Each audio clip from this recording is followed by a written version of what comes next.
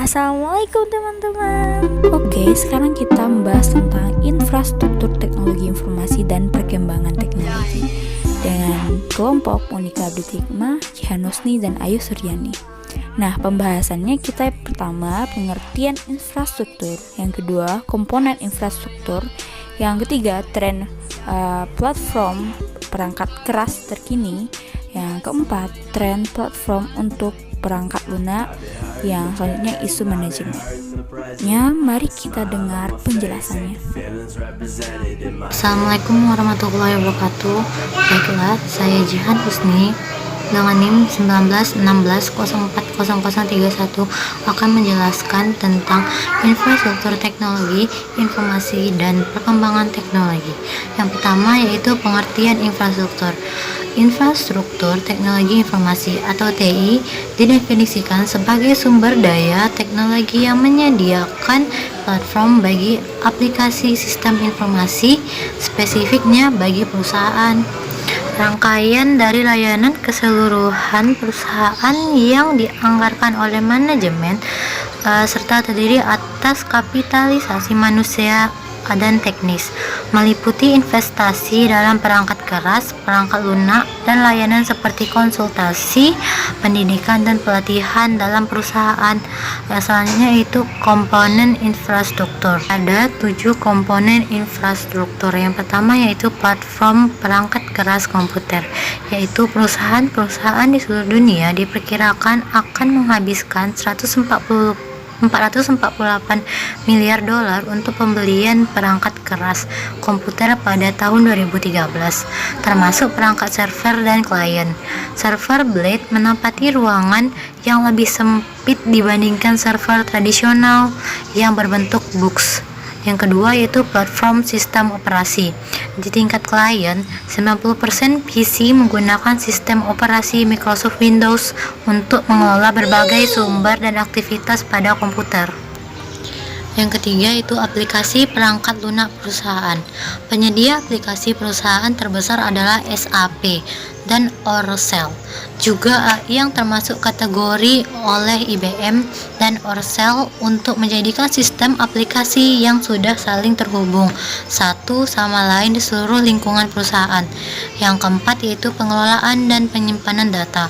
Perangkat lunak perusahaan pengelolaan database bertanggung jawab untuk mengorganisasikan dan mengelola data perusahaan sehingga data tersebut dapat diakses dan digunakan dengan efisien. Yang kelima yaitu pengelolaan dan penyimpanan data.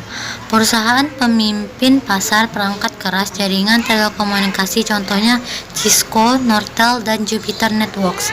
Platform telekomunikasi umumnya disediakan oleh perusahaan jasa telepon atau telekomunikasi yang menawarkan konektivitas data dan suara, jangkauan jaringan yang luas, layanan komunikasi nirkabel, serta akses internet.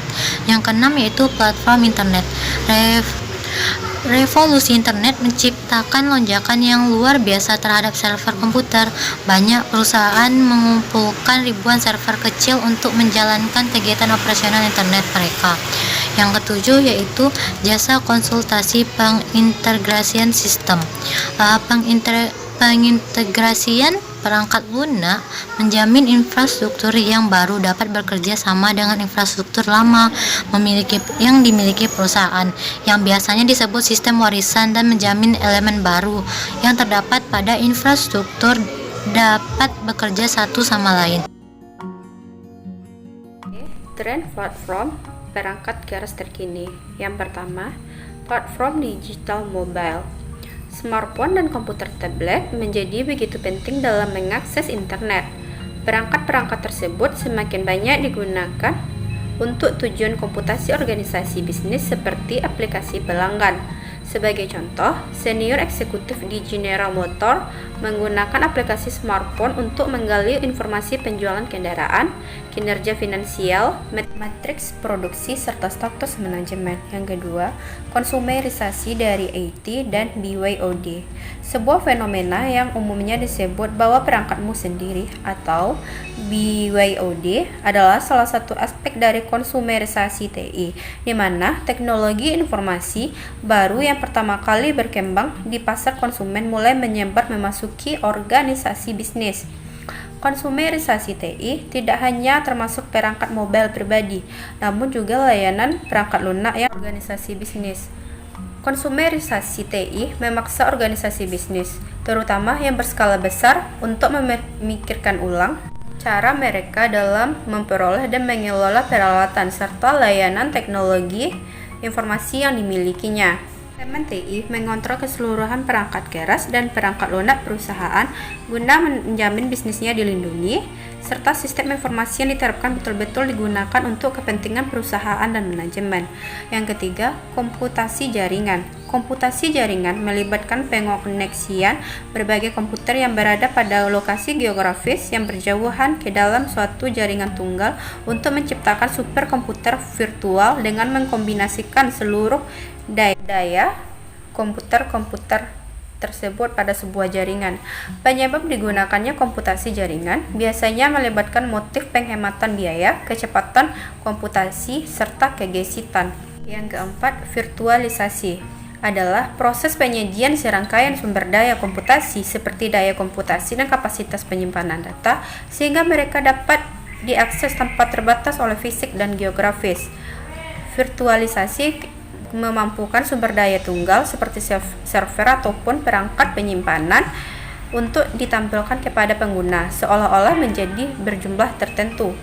Virtualisasi juga memungkinkan berbagai sumber daya fisik seperti perangkat penyimpanan dan komputer server untuk menampilkan menjadi sumber daya tunggal.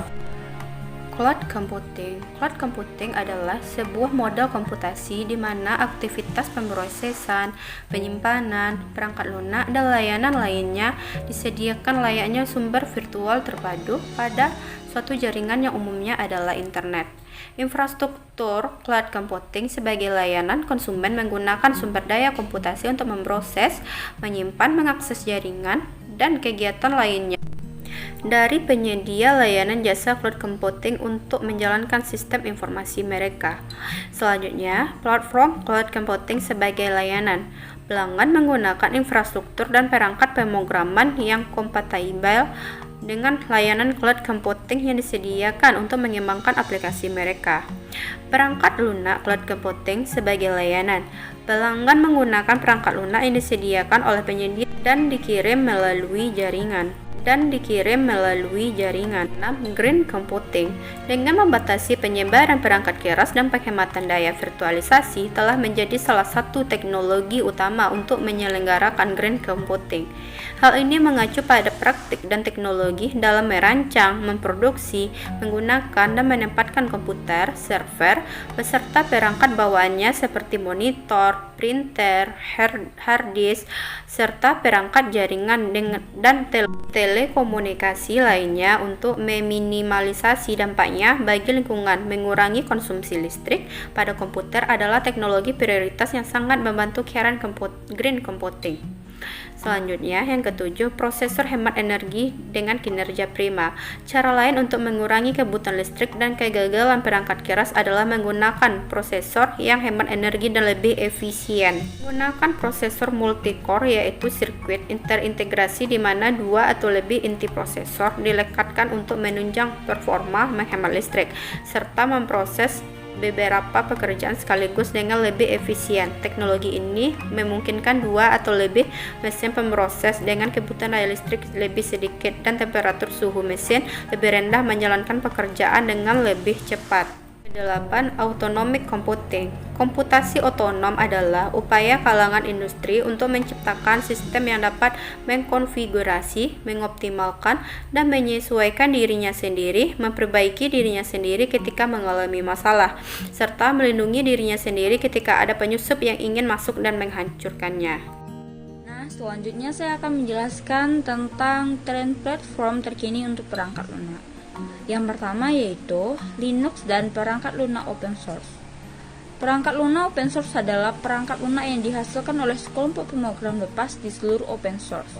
Orang perangkat lunak open source adalah gratis dan dapat dimodifikasi oleh pengguna. Definisinya tidak terbatas pada sistem operasi maupun perangkat teknologi tertentu, meskipun kebanyakan perangkat lunak open source ini sekarang menggunakan sistem operasi Linux ataupun Unix. Selanjutnya yang kedua, yaitu perangkat lunak untuk web Java HTML HTML5. Java adalah sistem operasi dan prosesor yang berdiri sendiri serta bahasa pemrograman berorientasi objek yang menjadi pemimpin dalam perkembangan web yang interaktif. Java ini diciptakan oleh James Gosling dan Green Team pada tahun 1992. Yang selanjutnya HTML. HTML ini adalah pemrograman yang digunakan untuk mendefinisikan laman web guna menentukan bagaimana tulisan, gambar, video, dan suara ditempatkan pada halaman web serta untuk menciptakan link-link dinamis ke objek ataupun laman web lainnya. Kalau HTML5 adalah evolusi selanjutnya dari HTML, memberikan solusi bagi masalah yang memungkinkan kita untuk menempelkan gambar, audio, video, dan elemen-elemen lainnya langsung ke dalam dokumen tanpa perlu membebani proses. Yang ketiga yaitu layanan web dan arsitektur berorientasi layanan. Nah, layanan web mengacu pada rangkaian komponen perangkat lunak yang melakukan pertukaran informasi satu sama lain dengan menggunakan bahasa dan standar komunikasi yang bersifat universal. Nah, dasar teknologi dari layanan web adalah XML yang merupakan Extensive Markup Language. Bahasa ini dikembangkan pada 1996 sebagai bahan pemrograman yang tangguh dan fleksibel, melebihi HTML untuk laman web. Nah, beda HTML sama XML adalah kalau HTML terbatas pada bagaimana data seharusnya dipresentasikan dalam bentuk laman web. Sedangkan XML, sebuah angka bukanlah sebuah angka yang seperti kita kenal. Angka tersebut mewakili harga, tanggal, atau kode pos. Jadi, arsitektur berorientasi layanan adalah rangkaian layanan web lengkap yang mengkomunikasikan aplikasi kerja perangkat lunak satu sama lainnya. Yang keempat, layanan alidayah, perangkat lunak, dan cloud service. Perangkat lunak terpadu dari perusahaan penyedia perangkat lunak komersial. Perangkat lunak terpadu adalah rangkaian program perangkat lunak yang telah ditulis sebelumnya untuk tujuan komersial untuk memudahkan perusahaan tanpa harus menulis ulang program dengan fungsi-fungsi tertentu seperti proses penggajian atau penanganan pesanan. Yang kedua itu pengembangan aplikasi alidaya untuk disesuaikan dengan sistem perusahaan melalui perusahaan penyedia perangkat lunak eksternal. Nah, alidaya atau outsourcing perangkat lunak memungkinkan perusahaan untuk mengontrak perangkat lunak yang telah dikembangkan sesuai dengan kebutuhan perusahaan atau merawat sistem. Warisan yang telah ada melalui pihak luar yang seringkali beroperasi di luar negeri di wilayah dengan tingkat gaji rendah di seluruh dunia. Alidaya perusahaan domestik Amerika Serikat, middleware. Selanjutnya yang ketiga yaitu layanan perangkat lunak beserta perangkat bantuannya berbasis cloud computing. Melalui layanan cloud computing pada internet memudahkan untuk mengunduh perangkat lunak dari situs web perusahaan penyedia perangkat lunak tersebut yang dapat diakses melalui koneksi internet dan browser web standar. Nah, selanjutnya kita yaitu membahas tentang isu manajemen, yaitu kami mengangkat isu tentang mungkinkah menggunakan iPhone untuk bekerja. Nah, banyak sekali pekerja yang sudah menggunakan ponsel pribadi atau tablet untuk pekerjaannya. Jika diidentifikasikan lebih lanjut sekitar 150 juta orang sudah menggunakan alat ini dalam bekerja. Dampak positif dari hal ini, perusahaan akan diuntungkan dengan hal tersebut karena perusahaan tidak mengeluarkan uang untuk membeli perangkat. Namun, Departemen TI harus menghadapi beberapa hambatan, di antaranya keamanan pengelolaan persediaan, dukungan, pengintegrasian perangkat ponsel genggam tersebut ke dalam sistem fungsi TI yang telah ada, serta mengukur pengembalian atas investasi yang telah dikeluarkan. Dengan kata lain, ini tidaklah sederhana. Bagian terpenting dari sumber daya TI di perusahaan adalah pendedikasian untuk mengelola dan merawat sejumlah besar perangkat di seluruh organisasi. Jika karyawan diizinkan untuk bekerja menggunakan lebih dari satu perangkat ponsel dan sistem operasi, maka perusahaan memerlukan cara yang efektif untuk memantau penggunaan ponsel tersebut. Untuk mengakses informasi perusahaan, jaringan yang terdapat pada perusahaan harus dikonfigurasi untuk menerima koneksi dari perangkat tersebut.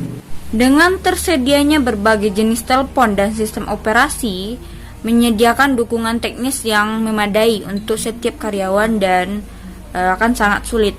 Bagaimanapun, agar berhasil menyebarluaskan sistem ini pada perangkat mobile, perusahaan harus mampu menguji dan menentukan apakah proses bisnis mereka sejalan dengan mobilitas yang akan diterapkan.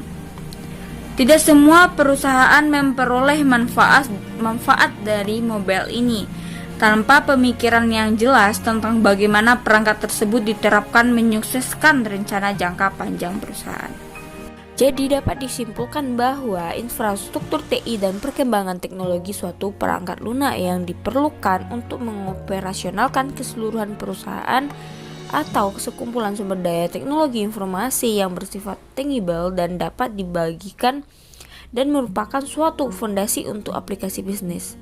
Infrastruktur teknologi informasi terdiri atas platform teknologi, jaringan kerja dan telekomunikasi teknologi, data, core, software, application.